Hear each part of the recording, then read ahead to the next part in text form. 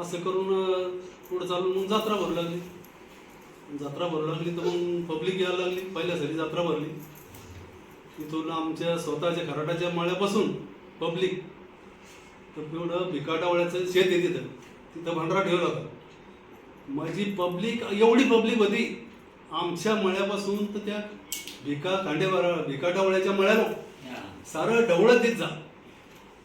Public एवढी public माझी ती पब्लिकची तेव्हा समजा आताच्या योगात केल्या असती समजा किती संख्या आली किती नाही. पण त्या टायमात कोणा काही नाही केली. एवढी पब्लिक मी कोणत्याच जत्रात पाहिली नाही अजून एकाच दिवशीच असं. मग ती जत्रा भरता मग नंतर पट ठेवले. आता मला त्याच्या आशीर्वादानं आता ती जमीन भेटली. त्याच जमिनीत समजा पाटाजवळ जमीन तिथं 2 टाक्या उतरेल होत्या. ती वर माथ्यावर पट भरले. 2 वर्ष जत्रा भरली. त्यावेळेस माझी परिस्थिती अशी होती खरोखर. जत्रा भरली आपल्या शेतात जत्रा भरली आणि खरोखर माझ्या खिशात 4 आणे नव्हते. ते आपले याचं नाव काय भगवान आपले मुसलमान आपले राजा साखरपुड्याने गंमत झाला. मला साखरपुड्याने असे खावाडचा खिशात 4 आणे.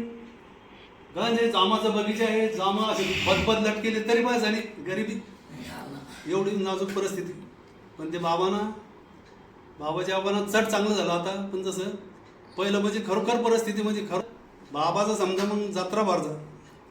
पहिल्या वर्षी आपल्याच शेतात माझ्या शेतात एवढा मळूचा बांधला होता. जवळजवळ 3 परसाचा मळूचा असेल वर. मग तिथं बसायचे बाबा पब्लिक खरी बसायची. समजा कोणाला खरूच वाटली तर बाबा वांगे काय सांगते. कोणाला समजा आलं काही बिमारी असल्या समजा की त्याला बाबा वावडं समजा. म्हणजे ते फिरून दुखणं नीटच होतं. एक वेळेस आता समजा ते पुढं चालून मग एक म्हातारी बस जुमड्याची म्हातारी होती.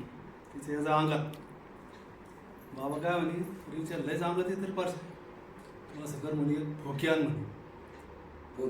हा दामच फोकी आण म्हणे. तोडून आणली मी आणि अशी हान म्हणे म्हातारीला. मी म्हणून मामा अरे तुला काय करायचं हान म्हणे. आता ते आपल्या आईसारखी म्हातारी आणि मग खरंच हाणाची हिंमत होती. पण बाबा आणली बघ. तेव्हापासून ती म्हातारी नीटच झाली. म्हातारीला का तेव्हापासून अंगात नाही काहीच नाही. पुढचा काळ त्याच्यानंतर मग जत्रा समजा कमी झाल्या. मग बाबाला आवडत नव्हतं पब्लिकचं. मग बाबा समजा तिथं पहिल्यांदा सांगितलं मी समजा वावडं सांगा काही दुःख कोणाचं दुःख असलं त्याला वावडं सांगा. तर मग पुढं चालून मग जत्रा कमी झाल्या. मग बाबा तसं अशी समजा आमच्या मळ्यातून असे उभागल्यासारखे झाले.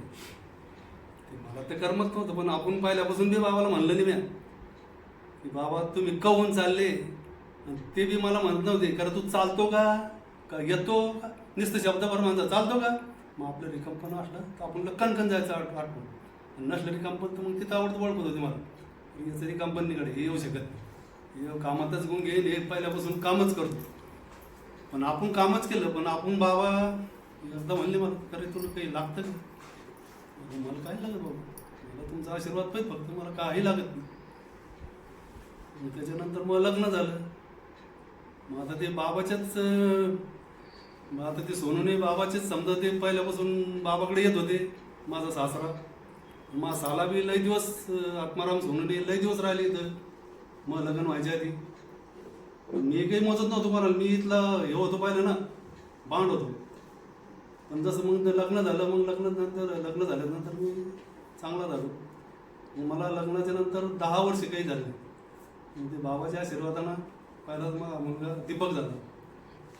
मग आमचे वडील बाबा टी व्ही चालू करतात.